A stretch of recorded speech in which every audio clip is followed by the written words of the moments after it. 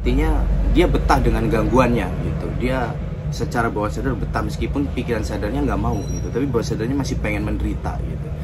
Ketika diberi tips, diberi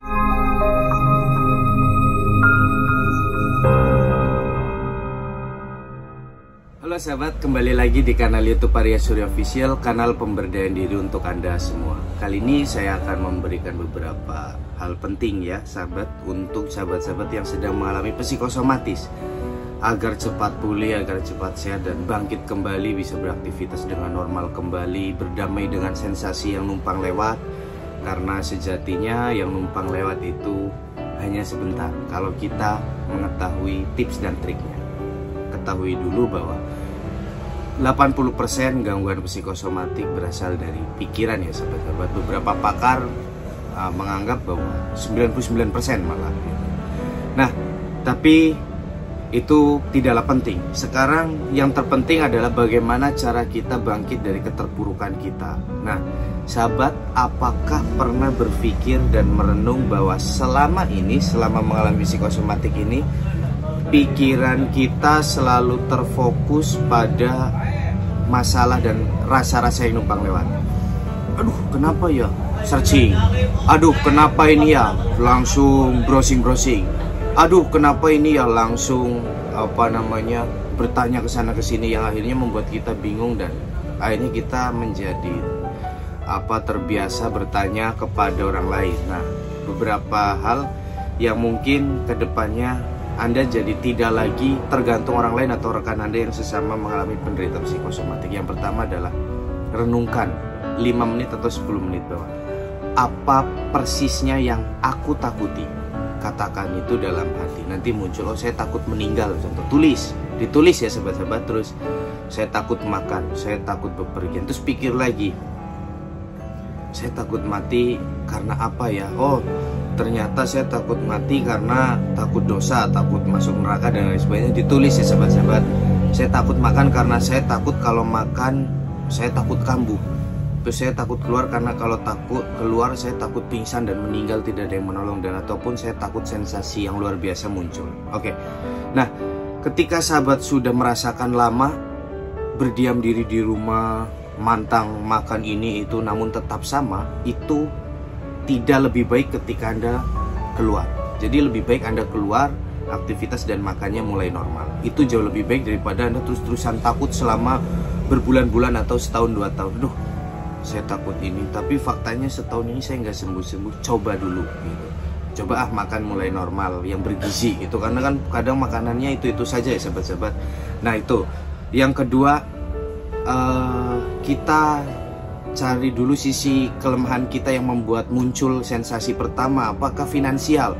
Ketika ngomong finansial muncul, ataukah ketika bertemu bos muncul, ataukah ketika berkelahi dengan istri akhirnya membuat sulit tidur dan merasa cemas lagi, ataupun ketika dihadapkan pada masalah. Cari tahu dulu, oh saya sulit tidur, saya cemas, saya khawatir ketika saya sedang ada konflik dengan istri saya, dengan suami saya misalnya, atau dengan rekan saya. Nah, cari tahu dulu sahabat-sahabat. Kalau sahabat-sahabat tidak mau mencari tahu ini, ya akibatnya akan kebingungan dan semakin menyalahkan keadaan ataupun keluarga. Kadang orang psikosomatik kan begini, marah karena tidak ada yang mengerti di lingkungan kita, karena lingkungan kita taunya kita sehat gitu. Nah, lingkungan tidak mau tahu gitu, tapi kita bisa berubah pola pikir kita bahwa sejatinya sayalah yang harus berubah.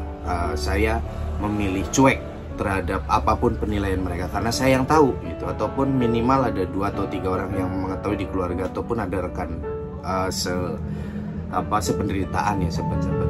Itu sudah cukup, tidak harus mengerti. Orang tua saya harus mengerti, anak saya harus mengerti, keluarga saya harus mengerti. Yang ada Anda tambah sakit, tambah luka batin, akhirnya cemasnya makin menjadi-jadi, ya sedih, ya khawatir gitu. Selanjutnya sahabat-sahabat, mungkin selama ini ada beberapa juga yang mengarah pikirannya pada hal-hal negatif. Ketahui bahwa ketika mengalami kecemasan, hal-hal selalu terfokus pada hal negatif. Itu sebabnya kenapa para mentor, para pakar menyarankan untuk afirmasi, karena agar ada kalimat positif masuk ke pikiran, sekalipun saat itu tidak masuk. Tapi ketika dilakukan berulang, itu lama-lama akan masuk dan akan menjadi mindset baru kita sahabat-sahabat. Semakin hari saya semakin sehat, semakin kuat. katakan dengan tegas terhadap diri sendiri, karena itu akan membuat Anda terpicu kembali untuk bangkit. Mas, tapi saya kumat lagi. Nggak apa-apa, numpang lewat. Nah, kebiasaan orang kita udah nyaman terus kumat lagi, ribut, rusuh gitu. Wah, rusuh, nanti udah ngobrol sama siapa tenang, udah ayo, misal kita jadi pergi nggak, ayo jadi gitu. Yang tadinya ketika merasa cemas nggak jadi, akhirnya minta jadi, akhirnya kita akan dianggap pelin-pelan oleh orang-orang di sekitar kita gitu. Nah, selanjutnya sahabat-sahabat, yang sudah diupayakan segala obat, segala herbal, mulai fokus ke pikiran. Karena beberapa orang yang cemasnya tinggi malah fokusnya ke lambung terus. Padahal kalau dilihat secara dengan alat, misalnya ketika EKG itu baik-baik saja. Terus sendawa sudah jarang, kencing terus sudah jarang, terus nyeri yang berpindah-pindah sudah jarang, tapi fokusnya ke lambung terus. Nah, sadari bahwa itu bagian dari kecemasan. Kita mencemaskan takut lambung kita kenapa-napa. Kita takut kita memiliki penyakit parah. Kita takut gila tidak tertolong. Kita takut kita memiliki penyakit parah gitu.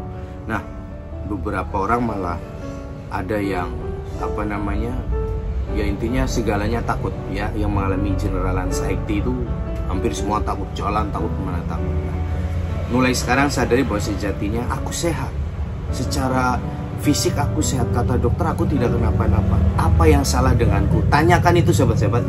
Ketika tidak menanyakan itu, tubuh kita, pikiran kita tidak akan pernah fokus pada solusi. Jadi kita hanya fokus pada nyari obatnya. Obat terus yang akan dicari. Padahal sudah jelas kita mencemaskan, kita takut mati ketika tidak tertolong. Kita takut kalau penyakit kita parah. Padahal faktanya ya ketika dicek ke dokter sehat gitu.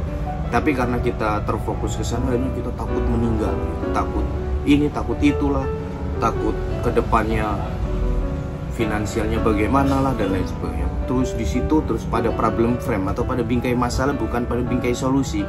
Aduh, Mas Arya gampang ngomong kayak gitu. Sebetulnya tidak gampang, tapi memang seperti itulah upaya penyembuhan psikosomatik kita dimulai dari diri kita dulu. Kalau diri kita tidak niat, kalau diri kita loncat-loncat berpindah-pindah, penyembuhan herbal kata herbalisnya sebulan ya, baru sekali 2 kali, sudahlah, nggak ada perubahan. Datang ke hipnoterapi, misal ambil 7 sesi, 8 sesi, 9 sesi, atau berpuluh-puluh sesi. Datang 2 kali, kok gitu-gitu aja terapinya, pindah lagi ke dokter nanya tidak percaya. Bingung, ke siapa lagi saya ngobrol gitu. Ke siapa lagi saya curhat, bingung ya. Terus kadang beberapa ya sahabat-sahabat, ini beberapa ada yang pikirannya ngumpat-ngumpat Allah, ngumpat-ngumpat Tuhan dengan kalimat-kalimat jorok gitu. Meskipun tidak semuanya, tapi beberapa ngumpat-ngumpat ya, karena dia bingung ini sakit apa sih, akhirnya ngumpat-ngumpat Allah. Itu tidak sedikit ya sahabat-sahabat, banyak gitu. Nah, untuk sahabat-sahabat, percayakan pada ahlinya. Datang ke profesor, kata profesor baik ya sudah, berarti saya memang baik-baik saja. Terkadang profesornya dianggap bodoh lah, dianggap tidak berpengalaman lah, tapi terkadang terbesit juga dari pikirannya bahwa ternyata saya ngobrol dengan profesor ya, tapi kenapa saya tidak percaya, seolah-olah saya ingin terdiagnosa penyakit yang jelas gitu. Terkadang orang yang malah cemas itu pengen tahu penyakit jelasnya, kamu sakit ini gitu.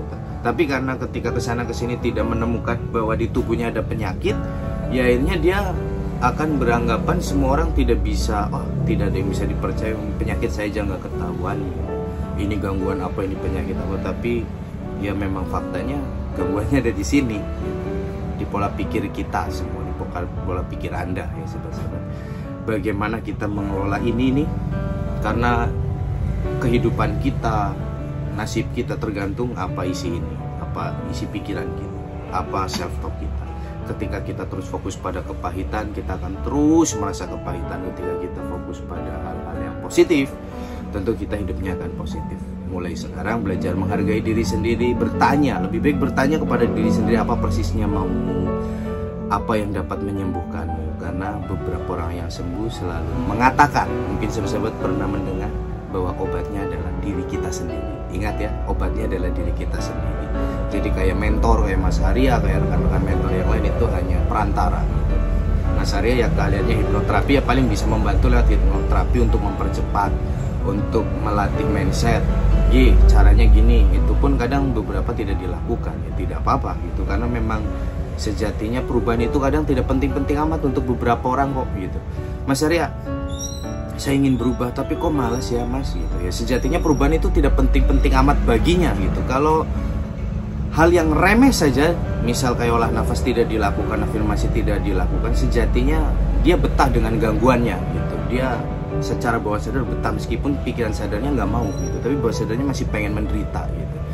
Ketika diberi tips, diberi latihan, cuma gini doang, berarti sejatinya perubahan itu tidak penting-penting amat baginya.